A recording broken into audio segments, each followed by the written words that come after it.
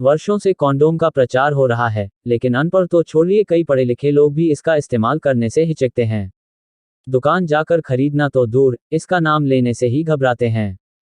नतीजा ये कि भारत में प्रति वर्ष न चाहते हुए भी कई महिलाएं प्रेग्नेंट हो जाती हैं।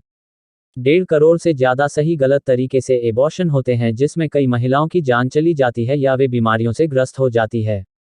पुरुष नहीं तो महिलाएं ही कॉन्डोम के इस्तेमाल और प्रोटेक्शन पर जोर दें तो कई समस्याएं हल हो सकती है। इस मैसेज के साथ फिल्म जनहित में जारी को पेश किया गया है। राज शांडिल्य, जो कई कॉमेडी शो और फिल्म लिख चुके हैं, उन्होंने जनहित में जारी को लिखा है। मैसेज को कॉमेडी में लपेट कर पेश किया है ताकि दर्शकों का मनोरंजन हो सके। कहानी तो अलग किस्म की है ही, उसे अलग रूप देने के लिए उन्होंने फिल्म की नायिका को कॉन्डोम बेचने वाली बना दिया है। जहां पुरुष ही कॉन्डोम बेचने से घबराते हैं, वहां पर महिला द्वारा ये काम करने की तो कोई सोच ही नहीं सकता।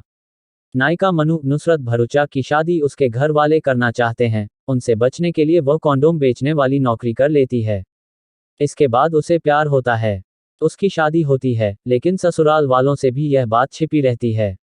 आखिरकार भेद खुलता है और तलाक तक की नौबत आ जाती है। मनु न केवल अपने घरवालों का विरोध झेलते हुए यह काम करती है, बल्कि महिलाओं में जागरूकता लाने के लिए भी इस मुश्किल काम को हाथ में लेती है। फिल्म के सारे किरदार निम्न मध्यम वर्गीय हैं जो कस्बे में रहते हैं। मान मर्यादा, घर की इज्जत, महिलाओं द्वारा नौकरी के खिलाफ रहना जैसी बातों में पुरानी पीढ़ी उलझी रहती है। वहीं युवा मनु, उसके दोस्त और पति इन बातों से बेफिक्र होकर साथ में बियर पीते हैं और कॉन्डोम बेचने के काम को बुरा नहीं मानते।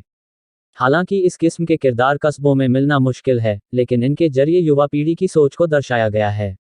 दूसरी ओर कुछ निठल्ले किस्म के लोग भी हैं जो बात का बतंगड़ बनाने में नहीं चूकते और मुन के घर पर कॉन्डोम निवास लिख देते हैं। स्क्रिप्ट में कई किरदार हैं जो निम्न मध्यम वर्गीय की सोच को पेश करते हैं और इस सोच के जरिए कॉमेडी को लेखक राज शांडिल्य ने पैदा किया है। फिल्म के शुरुआती हिस्से में कई हास्य दृश्य हैं।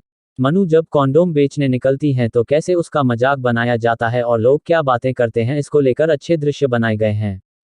बीच में आकर फिल्म थोड़ी ठहर जाती है, लेकिन जैसे ही पारिवारिक ड्रामा तेजी से घटता है, फिल्म पटरी पर लौट आती है। मनु के ससुर उससे बहुत नाराज रहते हैं। वे चुनाव लड़ते हैं और जीत जाते हैं। इसमें मनु का योगदान भी रहता है। इस योगदान को लेकर कुछ दृश्य बनाए जाते तो निश्चित ही फिल्म का स्तर ऊंचा उठता। दिखाया जा सकता था कि मनु द्वारा लोगों में जागरूकता फैलाए जाने के कारण ही उसके ससुर को जीत मिली है और उससे ससुर का हृदय परिवर्तन होता। इसे कुछ संवादों के जरिए ही बताकर लेखक और निर्देशक एक खास मौका चूक गए। बहरहाल, लेखक राज शांडिल्य और निर्देशक जय बसंतु सिंह की इस बात के लिए तारीफ की जा सकती है कि ऐसा विषय जिस पर फिल्म थोड़ा इधर उधर होती तो फूहड़ बन सकती थी या डॉक्यूमेंट्री बन सकती थी, उससे उन्होंने बचाया। फिल्म को फूहड़ता से दूर रखते हुए मैसेज इस तरह से नहीं दिया कि थोपा हुआ लगे। फिल्म ज्यादातर समय दर्शकों हंसाते रहती है। जनहित में जारी में निर्देशक पर लेखक भारी है। राज शांडिल्य ने संवाद, कैरेक्टर्स और सीन बढ़िया लिखे गए हैं, इससे निर्देशक जय बसंतु सिंह का काम आसान हो गया है। फिल्म की लंबाई थोड़ी ज्यादा है, इसे कम किया जा सकता था।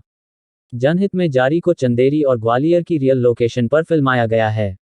कैमरामैन चिरंतन दास ने बाजार, गलियों और नदी किनारे कैमरा घुमाकर छोटे शहरी की खूबसूरती को एक कैरेक्टर की तरह पेश किया है। नुसरत भरूचा को ऐसा रोल मिला है जो कई हीरोइनों का ड्रीम रोल होता है।